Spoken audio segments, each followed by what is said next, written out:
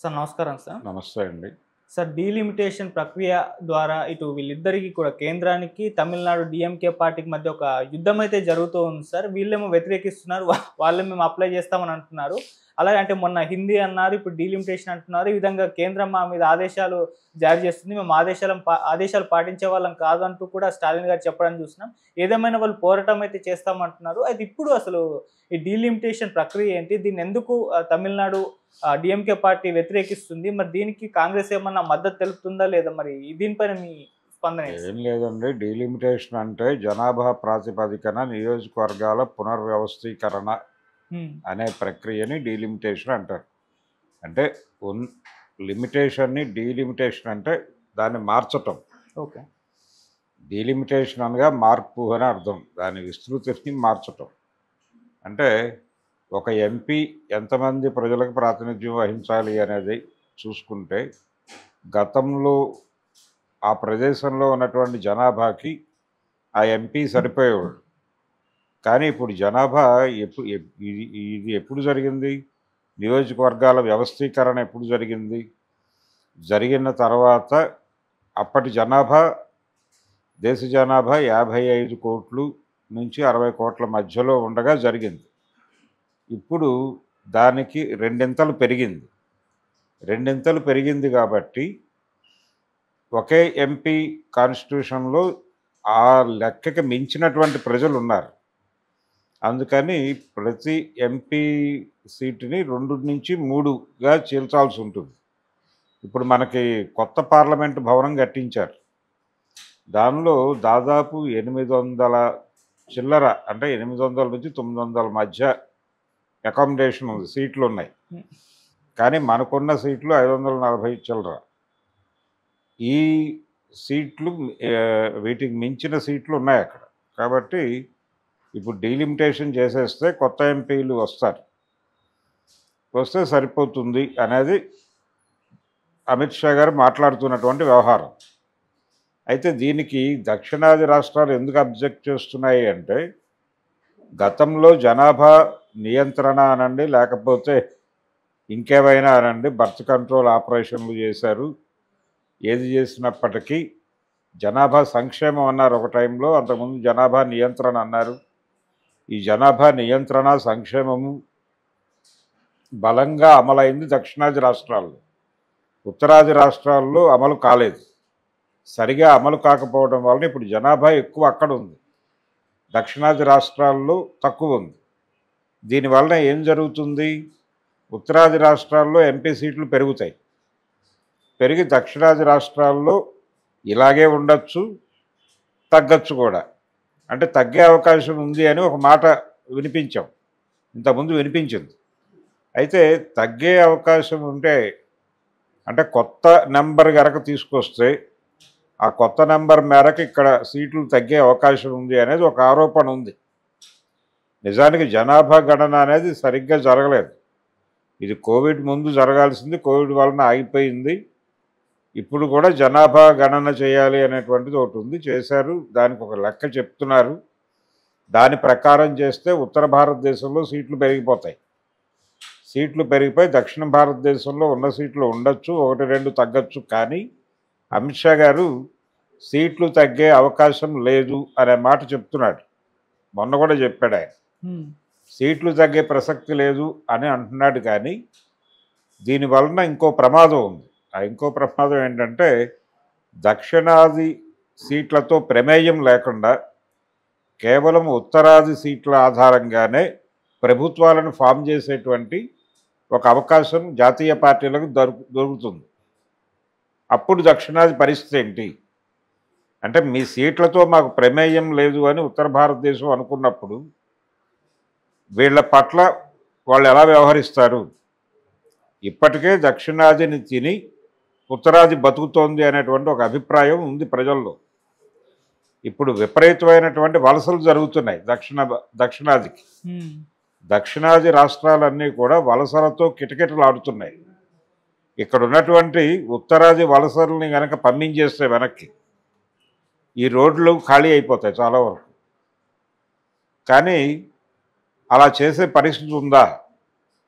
జాతీయత, భారతీయత, జాతీయత అనే పేరుతో ఎల్లలు ఉన్నాయా మనకి, అందరం భారతీయులమే అన్న పద్ధతిలో చొరబాట్లు పెరిగిపోతున్నాయి. ఈ చొరబాట్ల వలన ఏం జరుగుతోంది, ఇక్కడ కూలీ రేట్లు పెరగట్లేదు, నేటివ్ పీపుల్ సఫర్ అవుతున్నారు. దక్షిణాది రాష్ట్రాలు, ఉత్తరాది రాష్ట్రాల్లో జనాభా పెరుగుదల వలన రకరకాల కష్టాలు ఇప్పటికే అనుభవిస్తున్నాయి. దీనికి తోడు ప్రభుత్వ విధానాల రూపకల్పనలో దక్షిణాదికి ప్రాధాన్యత లేకపోతే వాళ్ళ నిర్ణయాలు వీళ్ళ మీద రుద్దటం అవుతుంది తప్ప ఇక్కడ పరిస్థితులకు అనుగుణమైనటువంటి చట్టాలు చేయటం కానీ, లేకపోతే వీళ్ళకి సదుపాయాలు కల్పించడం విషయంలో కానీ కేంద్రం మొండి చేయి చూపించే అవకాశమే ఎక్కువ ఉంటుంది.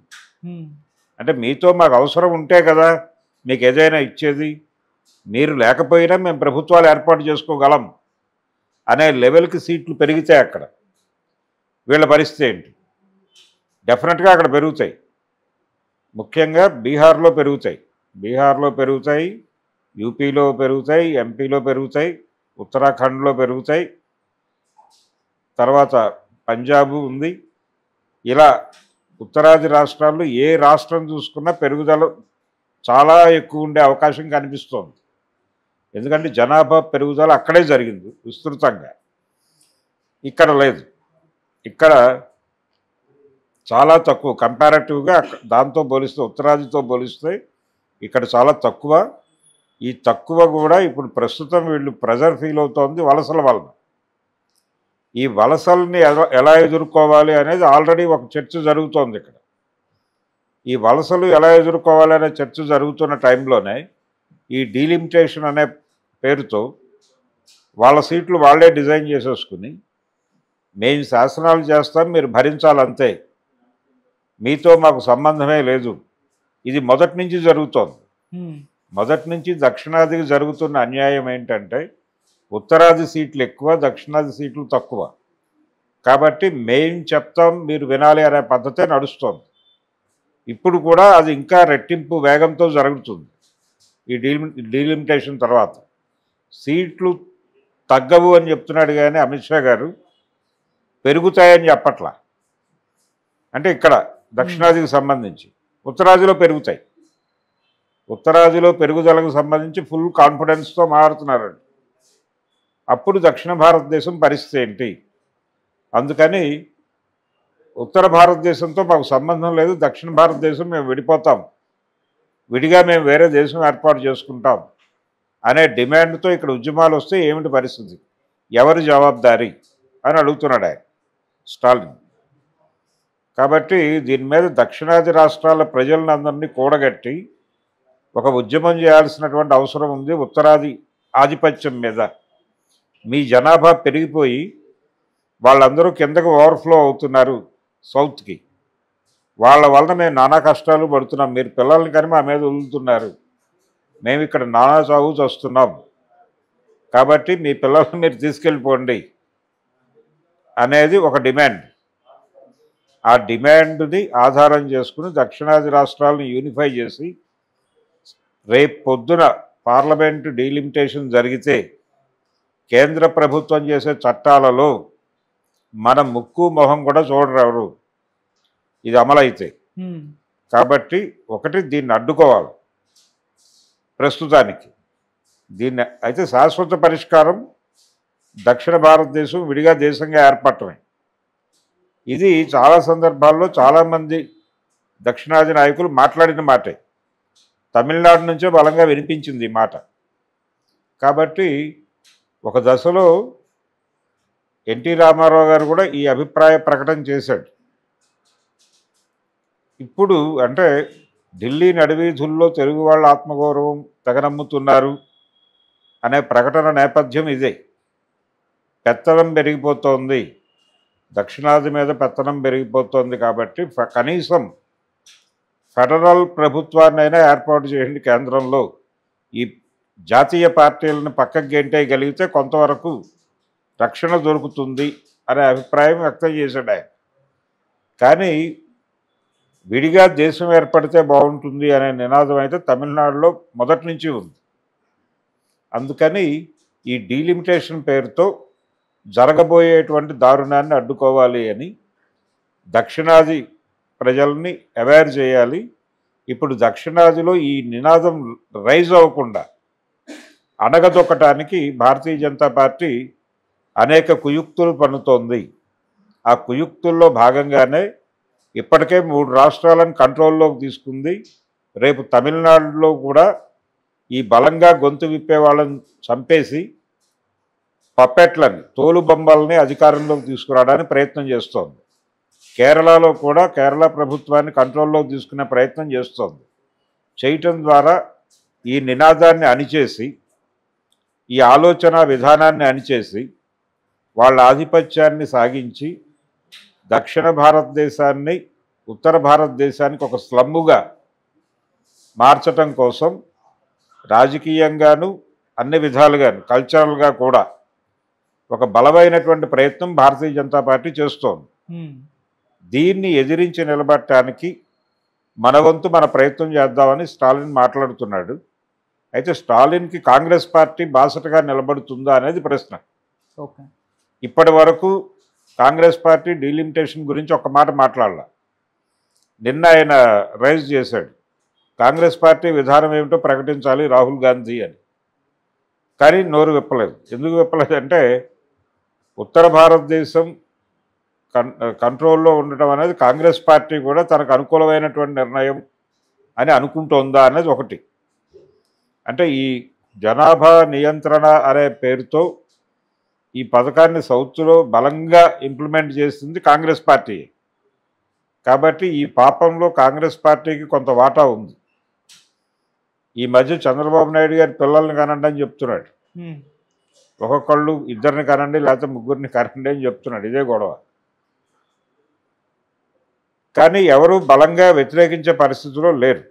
కాబట్టి ఒకటి వలసల్ని వ్యతిరేకించాలి, రెండోది డీలిమిటేషన్ ప్రక్రియ పేరుతో అక్కడ సీట్లు పెంచుకోవటాన్ని వ్యతిరేకించాలి. ఈ రెండిటికి వ్యతిరేకంగా ఉద్యమం చేయటానికి దక్షిణాది పార్టీలు సిద్ధపడితే కాంగ్రెస్ పార్టీ దక్షిణాదితో కలిసి నడుస్తుందా అనే దానిలో క్లారిటీ ఇప్పటిదాకా రాలేదు. కాబట్టి కాంగ్రెస్ పార్టీ పక్కకు తప్పుకునే అవకాశమే కనిపిస్తోంది. ఇది కూడా కాంగ్రెస్ పార్టీని భారతీయ జనతా పార్టీ ఆపరేట్ చేస్తోందేమో అనే అనుమానం రావడానికి దారితీస్తోంది. ఎందుకు మౌనం వహిస్తోంది కాంగ్రెస్ పార్టీ అనేది క్లారిటీ ఇవ్వాలి. ఈ కండిషన్లో సౌత్ ప్రజల్లో తీవ్రమైన ఆందోళన అయితే ఉంది. ఇప్పటికే సవతి తల్లి ప్రేమ మా మీద అనే అభిప్రాయం ఆల్రెడీ ఇక్కడ ఉంది సౌత్లో. ఇన్ని బాధలు పడుతూ ఎందుకు భరించాలి వీళ్ళని? అన్ని విధాలుగా అంటే వనరుల పరంగా అలాగే వాళ్ళ జనాభాని పోషిస్తున్న పరంగా అన్ని విధాలుగా సౌత్ స్లావరీ చేస్తోంది, బానిస పని చేస్తోంది. సౌత్ని దోచుకుని నార్త్ బతుకుతోంది. దీన్ని వ్యతిరేకించే వాళ్ళు ఎవరినైనా సరే వాళ్ళు ఉక్కుపాదంతో అణిచేసే ప్రయత్నం చేస్తున్నారు. ఇందులో భాగంగానే ఇప్పుడు స్టాలిన్ ఎట్టి పరిస్థితుల్లోనూ రేపు నెక్స్ట్ ఇయర్ జరగబోయే ఎన్నికల్లో పక్కకి గెంటేయాలి అనేది ప్రోగ్రామ్ డిజైన్ చేసుకుని కూర్చున్నారండి. అది విజయ్ చేస్తాడా మరొకళ్ళు చేస్తారా అనేది చూడాలి. ఏడీఎంకేలో ఉన్నటువంటి ముక్కలతో సయోధ్య కట్టి ఐక్య సంఘటన నిర్మించి బీజేపీ ఆశీర్వాదంతో అధికారంలోకి రావడానికి అవసరమైతే ఏడీఎంకేలో పళనిస్వామి లాంటి వాడికి సీఎం ఇచ్చి నువ్వు డిప్యూటీ సీఎం తీసేసుకుని ఏపీలో చంద్రబాబు పవన్ కళ్యాణుల్లాగా పరిపాలన సాగించండి అని పీకే మొన్నే ఉపదేశం చేసి వెళ్ళాడు విజయ్కి. ఒకవేళ అదేదన్నా వర్కౌట్ అయితే డెఫినెట్గా అటువైపు టర్న్ అయ్యే ప్రమాదం ఉంది. అది జరిగితే ఈలోపు ఈ డీలిమిటేషన్లో ఉన్నటువంటి కుట్రకోణం అలాగే దక్షిణ భారతదేశం విడిపోవాల్సినటువంటి అవసరం, ప్రత్యేక దేశంగా ఏర్పాటు కోసం ఒక ఉద్యమం చేయాల్సినటువంటి అవసరం, డిఎంకే గనక బలంగా ప్రజల్లోకి తీసుకెళ్ళగలిగితే దీన్ని కొంతవరకు నిలువరించే అవకాశం ఉంది. అమిత్ షా గారు మొన్న కూడా చాలా స్పష్టంగా చెప్పాడు, సౌత్లో తగ్గవు అన్నాడు తప్ప పెరుగుతాయనే మాట చచ్చినా మాట్లాడట్లేదు.